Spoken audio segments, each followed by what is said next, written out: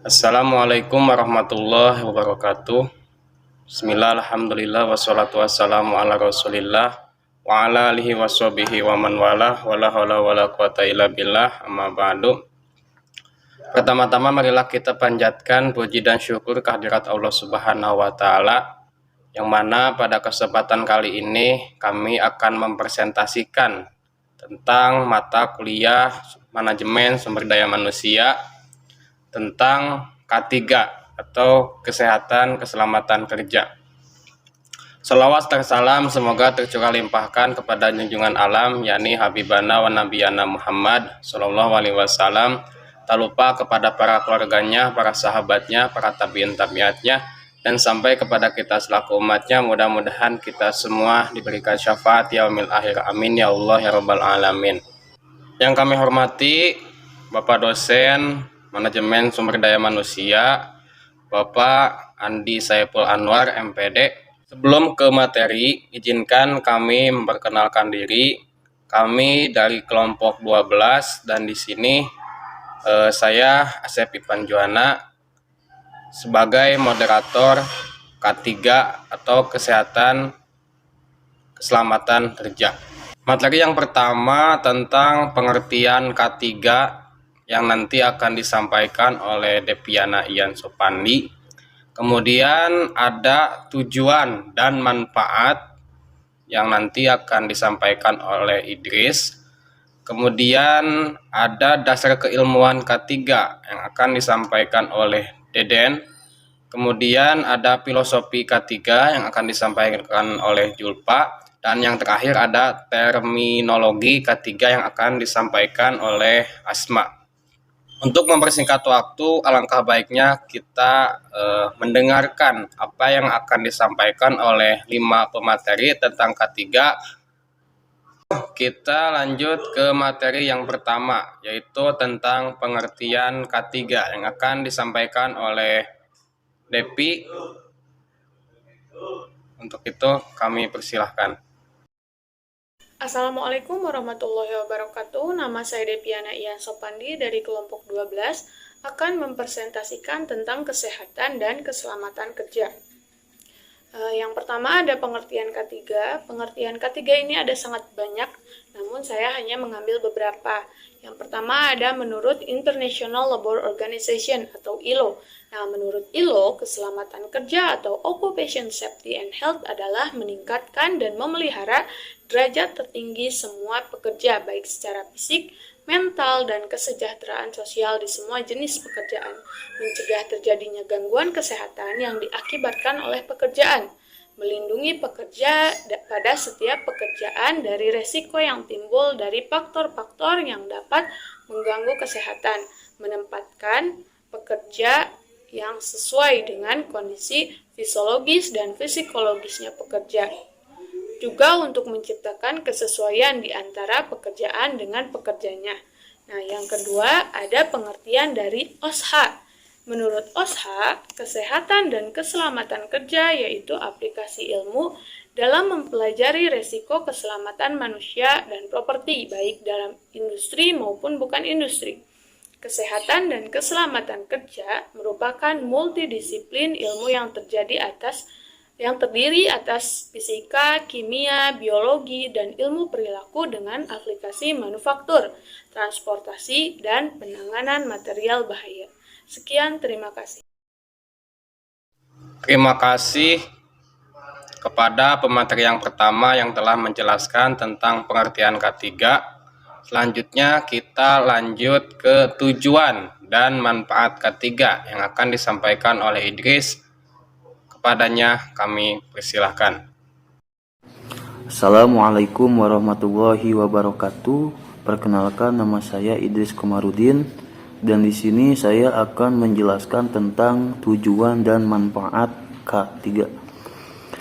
Tujuan K3 1 yaitu menciptakan lingkungan kerja yang selamat dengan melakukan penilaian secara kualitatif dan kuantitatif. Yang kedua, menciptakan kondisi yang sehat bagi karyawan, keluarga, dan masyarakat sekitarnya melalui upaya promotif, preventif, kuratif, dan rehabilitatif. Yang selanjutnya yaitu manfaat K3. 1. Manfaat K3 bagi pekerja. Di lingkungan internal perusahaan, karyawan dapat memahami bahaya dan risiko pekerjaannya, mencegah terjadinya kecelakaan kerja, bertindak dalam situasi darurat, serta melaksanakan hak dan kewajiban berkaitan dengan peraturan K3. Yang kedua yaitu manfaat K3 bagi perusahaan. Bagi perusahaan, penerapan K3 memungkinkan produktivitas tetap optimal dalam berbagai keadaan. Yang ketiga, manfaat K3 bagi masyarakat dan negara. Perusahaan menjaga aktivitasnya sehingga turut memberikan keamanan dan kenyamanan bagi lingkungan sekitarnya. Itu yang mungkin saya dapat sampaikan, kurang lebihnya mohon maaf. Terima kasih kepada Idris yang telah menyampaikan tentang tujuan dan manfaat K3. Selanjutnya kita langsung ke dasar keilmuan K3 yang akan disampaikan oleh Deden. Kepadanya kami persilahkan. Assalamualaikum warahmatullahi wabarakatuh. Perkenalkan, nama saya Deden Ahmad Ramdhani dari kelompok 12 mata kuliah manajemen sumber daya manusia. Akan sedikit memaparkan tentang materi K3, yaitu poin dasar keilmuan K3. Kesehatan kerja adalah promosi dan pemeliharaan kesehatan fisik, mental, dan sosial setinggi-tingginya di semua jenis pekerjaan dengan melakukan pengendalian risiko dan penyesuaian pekerjaan dengan tenaga kerja dan sebaliknya. Yang pertama yaitu adalah keselamatan kerja atau occupational safety. Safety adalah ilmu dan seni yang terdiri dari serangkaian metode-metode dalam melakukan interferensi terhadap sistem kerja sehingga menjamin keamanan setiap sistem kerja yang dijalankan baik bagi pekerjaan, peralatan maupun bagi lingkungannya. Yang kedua ada hygiene industry atau industrial hygiene. Hygiene industry adalah ilmu dan seni yang dalam mengantisipasi, mengevaluasi, dan pengendalian faktor atau tekanan lingkungan yang timbul di tempat kerja yang dapat menyebabkan sakit, mengganggu kesehatan, dan secara signifikan mempengaruhi ketidaknyamanan pekerja. Yang ketiga ada ergonomi, yaitu adalah ergonomi adalah ilmu yang mempelajari penyesuaian antara manusia dengan pekerjaan dan sebaliknya. Ergonomi adalah aplikasi ilmu biologi manusia yang berinteraksi dengan ilmu teknik yang mempelajari manusia dan lingkungan kerja sehingga akan tercapai kepuasan maksimal pekerja dan produktivitas. Sekian materi yang dapat saya sampaikan. Kurang dan lebihnya mohon dimaafkan. Wassalamualaikum warahmatullahi wabarakatuh. Terima kasih kepada Deden yang telah menyampaikan dasar keilmuan K3. Yang terakhir ada terminologi K3 yang akan disampaikan oleh Asma. Waktu dan tempat kami persilahkan. Perkenalkan, nama saya Asma Sophia. Baik, di sini saya akan bacakan terminologi K3. Terminologi K3. 1. Bahaya atau hajar. Bahaya adalah suatu sumber yang berpotensi menimbulkan kerusakan, misalnya cedera, sakit, kerusakan properti, lingkungan, atau gabungan dari semuanya. 2. Kecelakaan atau eksiden. Kecelakaan adalah suatu kejadian yang tidak diinginkan yang dapat menyebabkan kerugian baik pada manusia, properti, dan proses produksi. Berdasarkan jenisnya, kecelakaan dapat dibedakan menjadi dua, yaitu kecelakaan umum atau community accident dan kecelakaan kerja atau industrial accident. 3. Kejadian hampir celaka atau near miss atau near accident dan insiden. Jika pengertian kecelakaan adalah suatu kejadian yang tidak diinginkan dan dapat menimbulkan kerugian, kejadian hampir celaka atau near miss atau near accident atau insiden adalah kejadian yang tidak diinginkan, namun tidak sampai menimbulkan kerugian. 4. Risiko atau risk. Risiko adalah kombinasi antara kemungkinan dan keparahan. Besarnya risiko dapat diketahui melalui suatu pengukuran risiko atau risk assessment. Penilaian risiko meliputi dua tahapan proses, yaitu analisis risiko, risk analysis, dan mengevaluasi risiko atau risk evaluation. 5. Kerugian atau loss. Sebagai akibat dari peristiwa kecelakaan adalah kerugian. Dari gambaran definisi kecelakaan kerja, kerugian yang paling terlihat adalah cedera pada manusia, kerusakan properti, dan hilangnya waktu proses produksi. Secara tidak langsung mengurangi performa dan berkurangnya keuntungan. Kerugian yang diakibatkan kecelakaan kerja berupa cedera pada manusia yang dapat menyebabkan hilangnya waktu kerja karyawan, bahkan meninggal dunia, hilangnya waktu kerja rekan kerja dan supervisor. Selain waktu kerja yang hilang, kerugian akibat kecelakaan kerja berupa kerusakan properti dan terlambatnya proses produksi. Yang keenam, yang terakhir, selamat atau safety. Selamat mengandung arti terbebas dari kerugian. Kondisi aman dari cedera, sakit, atau kerugian, free from loss. Definisi lain yang diungkapkan oleh Ilse lebih fungsional. Pengertian berkaitan dengan cedera, keluhan, kerusakan properti, dan berkurangnya waktu produksi atau proses. Keselamatan kerja adalah keselamatan yang berkaitan dengan mesin, peralatan, dan suatu sistem kerja. Sasaran keselamatan kerja adalah mesin, peralatan, proses produksi, dan sistem kerja. Terima kasih kepada Asma yang telah menyampaikan tentang terminologi K3. Selanjutnya kita ke sesi tanya jawab. Kepada yang ingin bertanya, silakan untuk mengajukan pertanyaan, perkenalkan diri dan apa pertanyaannya. Assalamualaikum warahmatullahi wabarakatuh. Saya Dodi Purwawinata, izin bertanya mengenai materi tentang K3. Pertanyaannya, apakah K3 itu berlaku hanya di perusahaan besar saja atau di perusahaan kecil dan perusahaan perseorangan juga berlaku? Kemudian mengenai tujuan K3 yang poin kedua, yang dimaksud upaya promotif, preventif, kuratif, dan rehabilitatif itu apa? Kemudian kenapa di perusahaan-perusahaan khususnya yang industri sering terjadi kecelakaan kerja, padahal di perusahaan tersebut sudah ada K3. Itu penyebabnya apa dan apa solusinya? Terima kasih. Terima kasih kepada Saudara Dodi yang sudah bertanya. Saya di sini akan menjawab pertanyaan tersebut. Pertanyaan yang pertama, apakah K3 diberlakukan untuk setiap perusahaan atau hanya perusahaan tertentu? Nah, menurut Undang-Undang Ketenagakerjaan Nomor 13 Tahun 2003 Pasal 87, di sini disebutkan bahwa setiap perusahaan wajib menerapkan sistem manajemen keselamatan dan kesehatan kerja yang terintegrasi dengan sistem manajemen perusahaan. Nah, di sini sudah dijelaskan ya bahwa memang harusnya setiap perusahaan itu memberlakukan K3. Nah, bagaimana jika perusahaan tersebut dalam perusahaan kecil atau perseorangan? Nah, untuk perusahaan kecil dan perseorangan itu kembali lagi kepada pemiliknya. Tapi memang dalam Undang-Undang Ketenagakerjaan itu seharusnya diberlakukan di setiap perusahaan, kecil, besar, maupun perseorangan. Untuk pertanyaan kedua, ini tentang tujuan K3, apa itu upaya promotif, preventif, kuratif, dan rehabilitatif.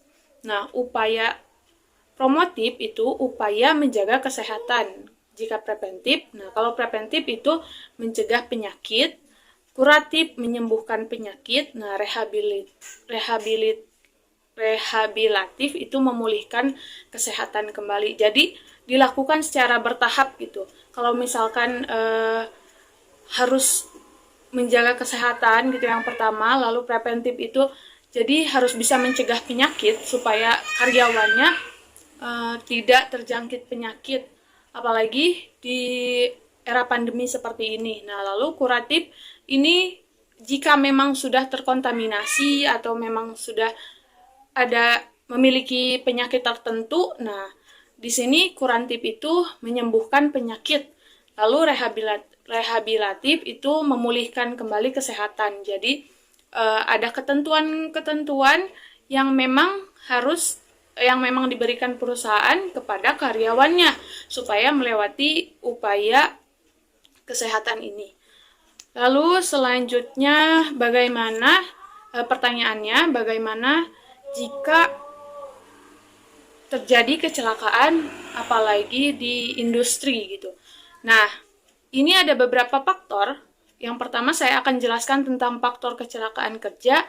Ini ada faktor teknis dan non teknis. Kalau faktor teknis itu karena tempat, kondisi peralatan, bahan-bahan, dan juga alat yang digunakan. Nah, kalau non teknis ini ketidaktahuan, kemampuan, dan keterampilan yang kurang, bekerja tanpa alat, dan juga keselamatan. Nah, kemungkinan dari kecelakaan yang terjadi itu ada dari kelalaian perusahaannya atau memang dari kelalaian karyawannya. Jika kelalaian dari perusahaannya itu bisa karena misalkan peralatannya, atau jika di industri ya, misalkan menjahit. Nah, si alat penjahit itu ternyata tidak memungkinkan atau ternyata kurang baik.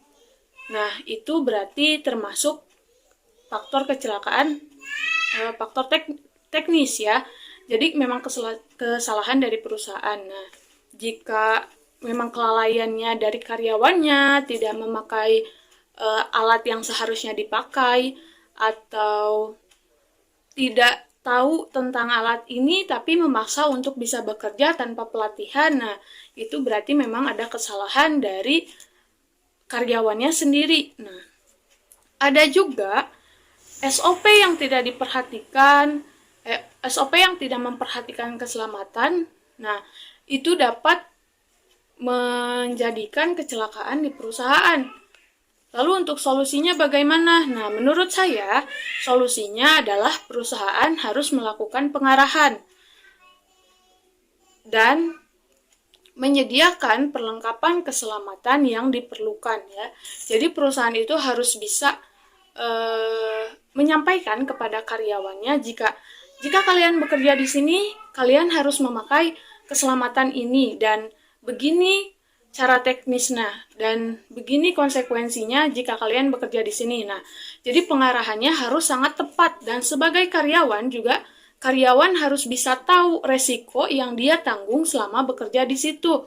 Jika memang ternyata resikonya sangat berbahaya dan karyawan sendiri atau pekerja itu sendiri merasa tidak bisa atau memang sulit untuk memahami, sebaiknya memang tidak dilakukan atau meminta untuk ditempatkan di divisi lain supaya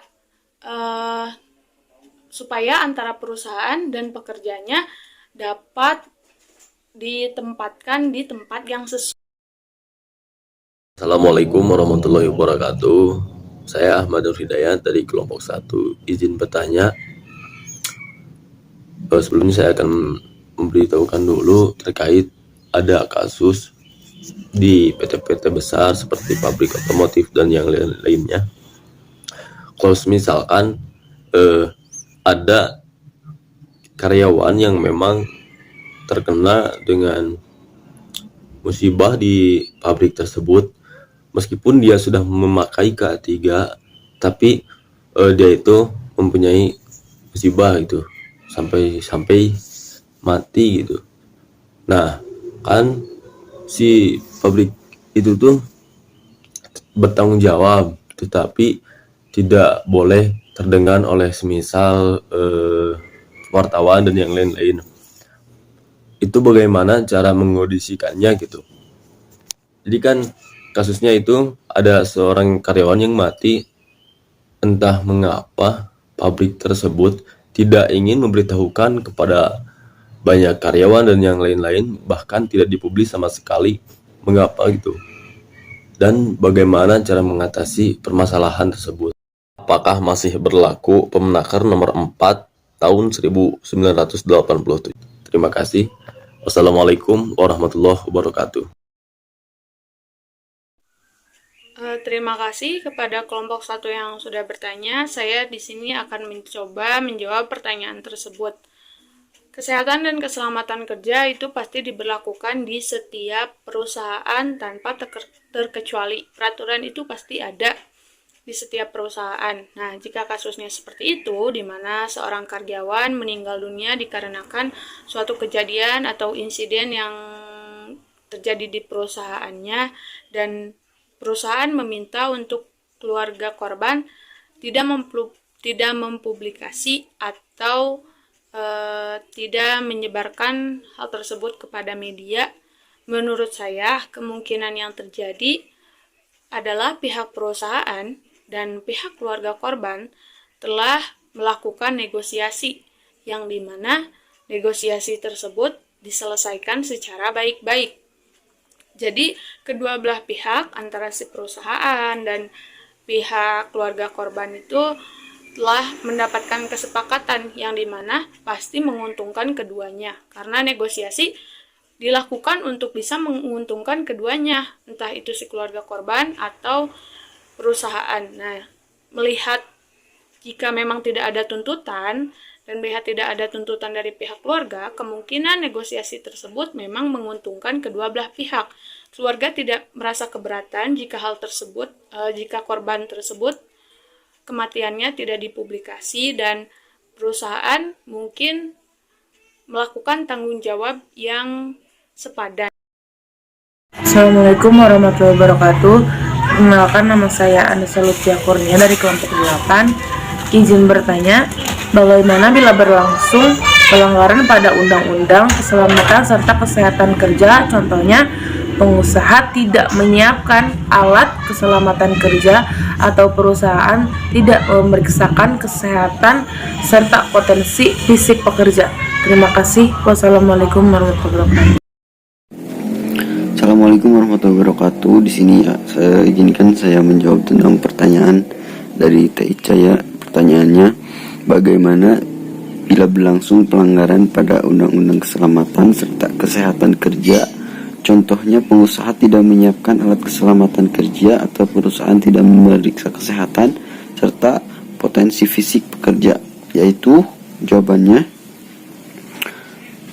pengusaha atau pengurus yang tidak memenuhi ketentuan pasal 2 diancam dengan hukuman kurangnya selama 3 bulan atau denda setinggi-tingginya Rp100.000 sesuai ketentuan pasal ayat 13, ayat 2, dan ayat 3 Undang-Undang Nomor 1 Tahun 1970 tentang keselamatan pekerja. Itu. Yang dimaksud pasal 2 itu yaitu yang pertama, setiap tempat kerja dengan kriteria tertentu pengusaha atau pengurus wajib membentuk P2K3. Yang kedua, tempat kerja dimaksud ya ayat 1 ialah tempat kerja di mana pengusaha atau pengurus memperkerjakan 100 orang atau lebih.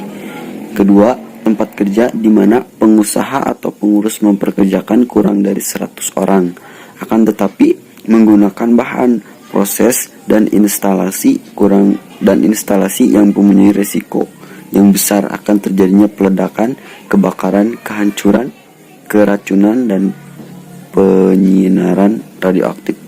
Itu.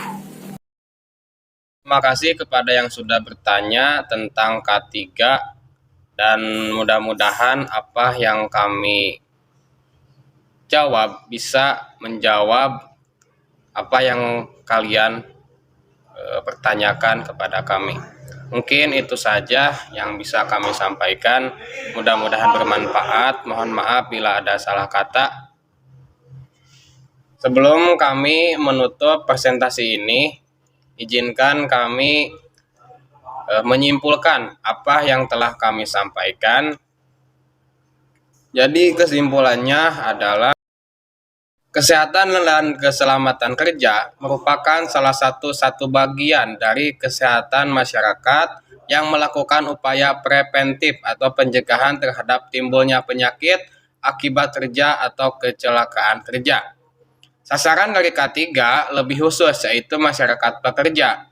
Keselamatan dan kesehatan kerja atau K3 sangat berperan dalam menjamin adanya perlindungan terhadap pekerja atau tenaga kerja, meliputi aspek-aspek yang cukup luas, yaitu perlindungan atas keselamatan, kesehatan, pemeliharaan moral kerja, serta perlakuan yang sesuai dengan martabat manusia dan moral agama.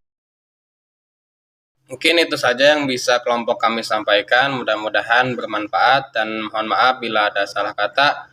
Terima kasih atas perhatian rekan-rekan semua. Wallahul muwaffiq ila aqwamit thoriq. Wassalamualaikum warahmatullahi wabarakatuh.